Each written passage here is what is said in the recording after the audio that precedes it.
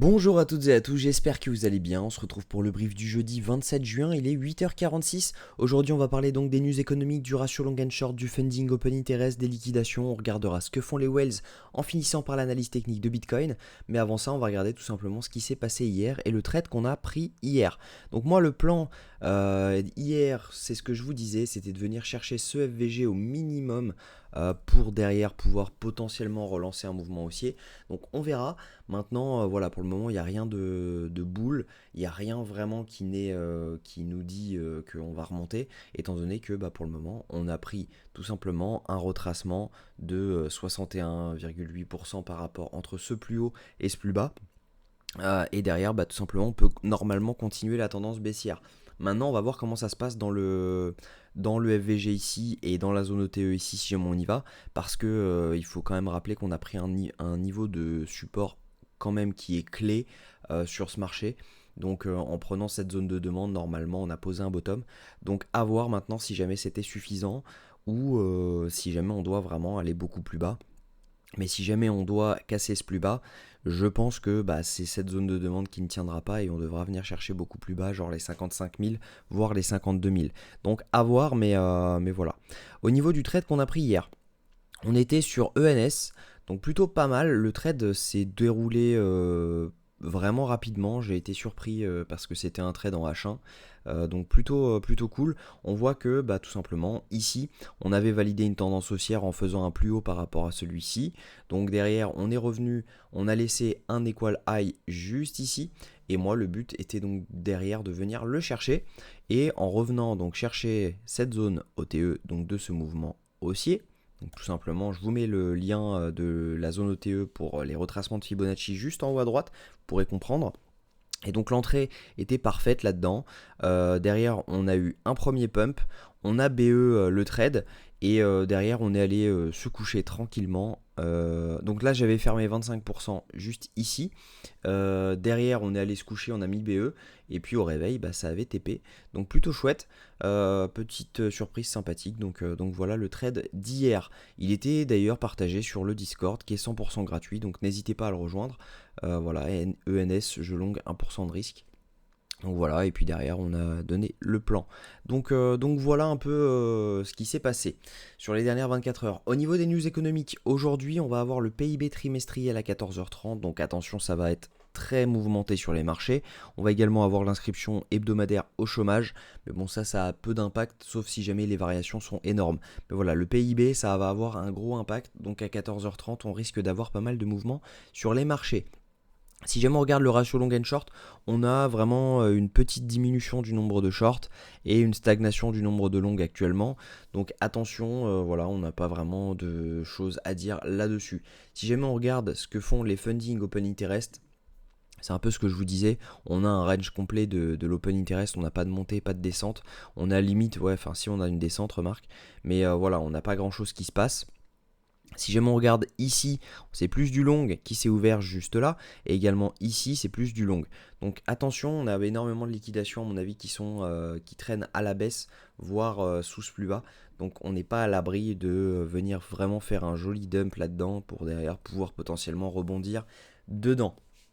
Donc attention à ça parce que voilà, tous ceux qui ont long ici peuvent se faire avoir bêtement avec un grand rect juste avant, on refait un nouveau plus bas et derrière on peut repartir. Donc on verra. Mais voilà, c'est quelque chose qui est possible. On regarde les liquidations sur les 3 derniers jours, on a énormément à venir chercher. Donc là où je vous le dis, autour des 60 000 $, on a énormément de gens. Donc 60 000 $, ça nous donnerait juste ici, donc c'est vraiment facile d'y aller. C'est également juste en dessous du FVG dont je vous parlais. Le FVG se situant entre les 60 300 $, c'est en 4 heures qu'on le voit, entre les 60 300 et les 60 500, si jamais je ne dis pas de bêtises, 420 et 600, voilà. Donc on a mèche dedans, mais voilà, pas encore assez à mon goût. Il y a de fortes chances qu'on vienne chercher cette zone et je pense que ça va se faire dans la journée pour pouvoir potentiellement imaginer un rebond. Maintenant, le rebond, c'est possible qu'on rebondisse dedans, mais la target finale, à mon avis, c'est plus les 59 860 pour avoir un vrai rebond. Donc voilà ce qui se passe. En gros, il se passe pas grand chose au niveau des funding open interest. Si je me regarde les liquidations, elles sont vraiment à la baisse. Par contre, une fois qu'on aura pris les 60 000 dollars, on aura quasiment tout pris. Si je me regarde sur 24 heures, à mon avis, c'est la même chose. Voilà, on a des liquidations qui sont à la baisse autour des 60 000, 140, 150 dollars.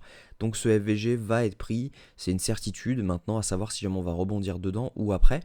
Mais voilà. Si jamais on regarde ce que font les whales ne bougent pas, les whales sont en vert, les micro-whales sont en jaune et elles sont actuellement en train de revendre ce mouvement, c'est ce que je craignais, alors que les retails, eux, continuent à acheter. Donc on a potentiellement des retails qui, eux, vont continuer à acheter ce mouvement en pensant que c'est le bottom, les micro-whales vont vendre, les whales ne vont rien faire et derrière on va continuer à dump. Et en fait, en faisant ça, on est en train de faire capituler les retails et du coup, par conséquent, à un moment, on va les rect. Donc, euh, donc attention à ça, ça peut être assez dangereux sur ce marché. Donc moi, ce que je pense, c'est qu'on a de fortes chances de revenir au minimum du minimum aux 59 850 et 59 110. Maintenant, ça va dépendre de ce qu'on va faire dans cette zone. Si jamais on commence à avoir un setup en fait, hop, je vais me mettre en 15 minutes. Voilà, si jamais on commence à avoir un setup de longue potentiellement, donc quelque chose qui représente ceci, donc si jamais on commence à voir quelque chose comme ça, ok, avec un choche, il y a de fortes chances que derrière on revienne là et derrière on puisse repartir. Et là, nous, on rentrerait donc plus comme ça, et là, nous, on rentrerait là-dedans. Donc on pourrait rentrer potentiellement là-dedans. Voilà, juste en dessous, juste ici. Donc voilà un peu ce qu'il faudrait qu'on ait. Mais voilà, ça peut pour le moment, tant qu'il n'y aura pas de setup au moins en M15, ça peut continuer à faire des trucs comme ça. Donc attention parce que ça peut être assez dangereux de long sans setup. Actuellement, on est vraiment baissier et on reste baissier pour le moment. On n'a pas eu de validation de tendance. Il aurait fallu clôturer au-dessus des 64 500 dollars. Donc moi ce que je vais tenter c'est des petits retracements, des petits rebonds. Donc voilà, à mon avis un truc comme ça je rentrerai dessus. Mais voilà, à mon avis ce que je vais faire c'est que voilà, j'attendrai ça et derrière on pourra partir juste ici. Donc voilà, et le but ça va être de clôturer autour des 64 400 dollars, des 64 500 dollars pour tout simplement valider un changement de tendance, derrière pouvoir revenir dans la zone OTE et pouvoir enfin repartir et valider donc des plus hauts de plus en plus haut avec des plus bas de plus en plus bas. Donc voilà un peu le principe de mon attente. Voilà, à mon avis, il n'y aura pas de trade tant qu'on ne sera pas dans cette zone avec un setup. Et puis voilà, hein, normalement ça devrait bien se passer. Voilà, j'espère que cette vidéo vous a plu. Si c'est le cas, abonnez-vous. N'hésitez pas à commenter ce que vous souhaiteriez qui arrive sur la chaîne, les nouveaux formats, etc. N'hésitez pas à liker également si mon contenu vous plaît et à rejoindre le Discord. Je vous souhaite une très bonne journée. On se retrouve demain à la même heure. Prenez soin de vous.